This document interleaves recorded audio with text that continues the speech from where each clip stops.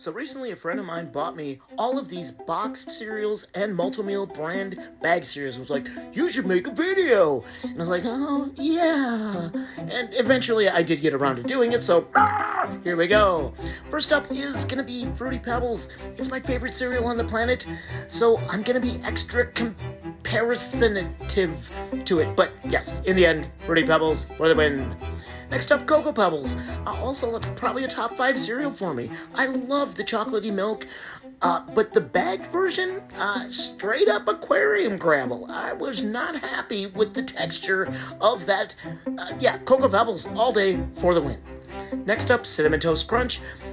The bagged version, I will say off the bat, was pretty similar, but here's one of those situations where I liked the boxed version better because it has that extra layer of protection for the texture and freshness of the cereal. Real Cinnamon Toast Crunch all day. Next up, we've got Rice Krispies versus Crispy Rice.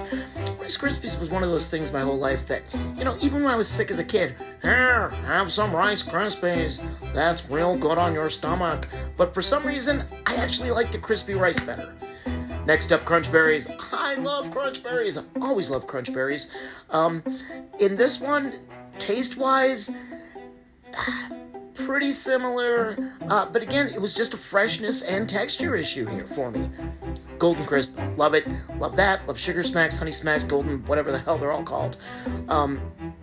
This one here, it was absolutely identical. There was zero difference. I have to, a draw. Next up, Frosted Mini Wheats. Yeah, it's just one of those things where, if you dump sugar on hay, they'll eat it. But in the end, much like the one before it, exactly the same, both horrible. Fruit Loops.